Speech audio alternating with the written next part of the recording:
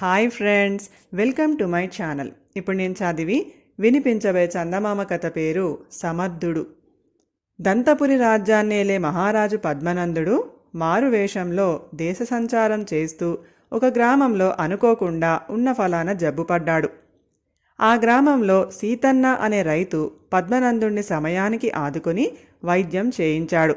తన ఆరోగ్యం కుదుటపడ్డాక పద్మనందుడు తానెవరైంది రైతుకు చెప్పకుండా, నీవు చేసిన ఉపకారం మరువలేనిది.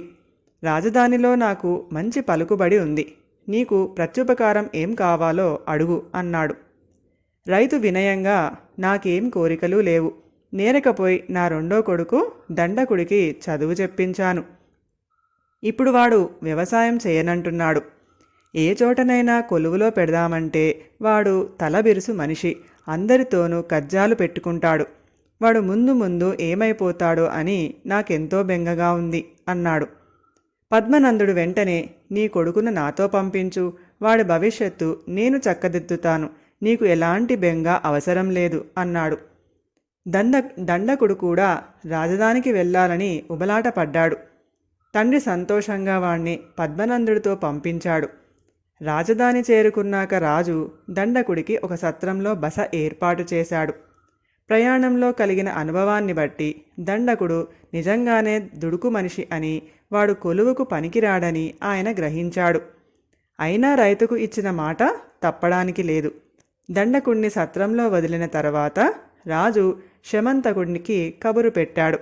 ఈ శమంతకుడు రాజ్యంలో జరిగే ఆదాయ వ్యయాలను పరిశీలించే అధికారిగా ఉంటున్నాడు. అతడి కింద 10 మంది చిన్న అధికారులు ఉన్నారు.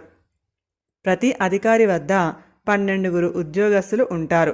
శమంతకుడు చాలా సమర్థుడైన అధికారి అని, ఎటువంటి వారి చేతనైనా పని చేయించగలడని కొలువులో అందరూ చెప్పుకుంటారు. పద్మనందుడు శమంతకుడితో, దండకుడనే వాణ్ణి నువ్వు పనిలోకి తీసుకోవాలి. వాడు తలపొగరు మనిషి, చాలా దుడుకు స్వభావం. ఉద్యోగం పోతుందేమో అన్న భయం వాడికి లేదు. శిక్షలకు భయపడని మొండితనం కూడా వాడికి ఉంది. నీవు సమర్థుడైన అధికారివని అంతా అంటుంటారు. వాణ్ణి లొంగదీయడం నీ సమర్థతకు పరీక్ష అన్నాడు. మహారాజా, వాణ్ణి నేను తప్పక లొంగదీయగలను. రేపు నా వద్దకు పంపండి అన్నాడు శమంతకుడు వినయంగా. మన్నాడే దండకుడు శమంతకుడిని కలుసుకున్నాడు. శమంతకుడు వాణ్ణి కొన్ని ప్రశ్నలు వేశాడు. దండకుడు అన్నిటికీ తలబిరుసు సమాధానాలే చెప్పాడు. అయినప్పటికీ శమంతుడు కోపగించుకోకుండా, నీవు నాకు బాగా నచ్చావు. నీ వల్ల మాకెంతో ప్రయోజనం ఉందని అనిపిస్తుంది. నీకు నెలకు 50 వరహాల జీతం ఇస్తాను అన్నాడు. ఇందుకు దండకుడు ఎంతగానో సంతోషించాడు. శమంతకుడు తన వద్ద ఉండే ఒక చిన్న అధికారిని పిలిచి అతడికి దండకుడిని అప్పగించాడు. 2 రోజుల తర్వాత ఆ చిన్న అధికారి శమంతకుడి దగ్గరకు వచ్చి, అయ్యా, ఆ దండకుడు పని చెయ్యడు, కొలువులో పని సాగనివ్వడు, వాడితో నేను వేగలేను అని చెప్పాడు. శమంతకుడు కోపంగా, నీ కింది వాళ్ల చేత పనులు చేయించలేకపోతే అది నీ అసమర్థత అవుతుంది. వాడి చేత నువ్వు పని చేయించినా సరే, లేదా వాడి పని నువ్వు చేసినా సరే అన్నాడు. ఆ రోజు నుంచి చిన్న అధికారి దండకుడి పని కూడా తానే చేస్తూ ఉండేవాడు. ఈ కారణం వల్ల అతడికి దండకుడంటే చాలా కోపంగా ఉండేది. రోజు వాణ్ణి బెదిరిస్తూ ఉండేవాడు. నీ సంగతి రాజుకు తెలిస్తే ఏదో రోజున ఆయన నిన్ను కఠినంగా శిక్షిస్తాడు. ఇక్కడి శిక్షలు భరించలేనివిగా ఉంటాయి, జాగ్రత్త అనేవాడు ఆ చిన్నాధికారి. దండకుడు ఈ మాట లెక్క చేసేవాడు కాదు. కానీ రాజు విధించే శిక్షలు ఎలా ఉంటాయో మాత్రం వాకబు చేసి తెలుసుకున్నాడు. అవి నిజంగానే చిన్న అధికారి చెప్పినట్లు చాలా కఠినంగా ఉన్నాయని వాడికి అనిపించింది. కొన్నాళ్ల తర్వాత రాజు పద్మనందుడు శమంతకుడిని పిలిపించి, దండకుడు ఎలా పనిచేస్తున్నాడు, దారికి వచ్చినట్టేనా అని అడిగాడు. రాక ఎక్కడికి పోగలడు మహారాజా అన్నాడు శమంతకుడు వినయంగా. రాజు ఆ జవాబుకు తృప్తిపడక రహస్యంగా దండకుడిని గురించి వివరాలు తెలుసుకొని శమంతకుడి కబురు పెట్టి, నువ్వు దండకుడి ప్రవర్తనలో మార్పు తీసుకురాలేదు. నీ అధికార బలంతో అమాయకుడైన కింది అధికారిని బెదిరించి అతన్ని శ్రమ పెడుతున్నావు అన్నాడు కోపంగా. అతడు అమాయకుడు కాదు మహారాజా, అధికారి దండకుడి చేత పని చేయించలేకపోతే అది అతడి అసమర్థత అవుతుంది. అతడు తన అసమర్థతకు శిక్ష అనుభవిస్తున్నాడు అన్నాడు శమంతకుడు. ఆ అధికారికి చేతకాని పక్షంలో దండకుణ్ణి మరొక సమర్థుడైన అధికారి దగ్గరకు మార్చలేకపోయావా అన్నాడు రాజు. దండకుడి సంగతి వాళ్ళందరికీ తెలిసిపోయింది. వాడిని వాళ్ళు పనిలోకి తీసుకోరు అన్నాడు శమంతకుడు. అయితే నువ్వు నా పరీక్షలో ఓడిపోయావు అన్నాడు రాజు. లేదు మహారాజా, తమరు నాకు అదనంగా ఒక మనిషిని ఇచ్చారు.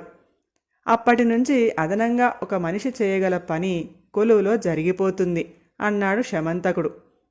అలా కాదు, నువ్వు దండకుడి నుంచి పని రాబట్టుకున్నప్పుడే సమర్థుడైన అధికారివి అనిపించుకుంటావు అన్నాడు రాజు. నాకు మరికొంత గడువు ఇవ్వండి, నా సమర్థతను రుజువు చేస్తాను అన్నాడు శమంతకుడు. రాజు పద్మనందుడు ఇందుకు అంగీకరించాడు. శమంతకుడు మర్నాడే దండకుణ్ణి పిలిపించి, నీకు కొలువులో ఉద్యోగం చెయ్యాలని ఉన్నదా లేదా అని అడిగాడు. దండకుడికి ఉద్యోగం నచ్చింది. రాజధానిలో ఇంటి అద్దెతో సహా వాడికి 25 వరహాలు కూడా ఖర్చు కావటం లేదు. గ్రామం కన్నా పట్టణ జీవితం బాగుంది. ఈ సంగతే వాడు శమంతకుడికి చెప్పాడు. శమంతకుడు కొంచెంసేపు ఆలోచించి, నువ్వు తలబిరుసు మనిషివని, పని చేయవని నీ అధికారి చెబుతున్నాడు. కానీ నేను ఆ మాటలు నమ్మడం లేదు. నీలో నాకు వినయగుణం కనపడుతుంది. కొంతకాలం పాటు నేనే నీ సమర్థతను పరీక్షిస్తాను. ఆ అధికారి మాటల్లో నిజం కనపడితే నీ ఉద్యోగం తీసేస్తాను. నువ్వు సమర్థుడివని రుజువైతే ఆ అధికారి ఉద్యోగం తీసేస్తాను. అంతేకాకుండా నీ జీతం పెంచుతాను అన్నాడు. ఆ రోజు నుంచి దండకుడి ఊహించని మార్పు వచ్చింది. కొద్ది రోజుల్లోనే వాడు పనిలో మంచి సమర్థుడని పేరు తెచ్చుకున్నాడు. ఈ సంగతి విన్న రాజు ఆశ్చర్యపడి శమంతకుణ్ణి పిలిపించి, దండకుడిలో ఇంత మార్పు ఎలా తేగలిగావు అని అడిగాడు. వాడికి ముందు ఇక్కడి కొలువులో ఉన్న సౌఖ్యం తెలియజేశాను మహారాజా. తరువాత వాడి మీద చిన్న అధికారి ఫిర్యాదులు చేస్తున్నాడని, కానీ వాటిని నేను నమ్మడం లేదని చెప్పాను. వాడు నిజంగా సమర్థుడైతే చిన్న అధికారిని పనిలో నుంచి తొలగిస్తానని కూడా చెప్పాను. ఆ అధికారి మీద వైరం కొద్దీ వాడు ఎంతో శ్రద్ధగా పనిచేయడం మొదలుపెట్టాడు. ఒకసారి పనిచేయడం అలవాటు పడిన తరువాత వాడు మామూలుగా అందరు ఉద్యోగుల్లాగానే తయారయ్యాడు అన్నాడు శమంతకుడు వినయంగా. దండకుడికి తండ్రికి తాను ఇచ్చిన మాటను పూర్తిగా నిలబెట్టడంలో సహాయం చేసిన శమంతకుణ్ణి రాజు పద్మనందుడు ఘనంగా సన్మానించాడు. కథ సమాప్తం. ఈ కథ కనుక మీకు నచ్చినట్లయితే ప్లీజ్ లైక్ చేయండి, షేర్ చేయండి. మరిన్ని మంచి మంచి కథల కోసం మా ఛానల్ని సబ్స్క్రైబ్ చేసుకోండి. Thank you.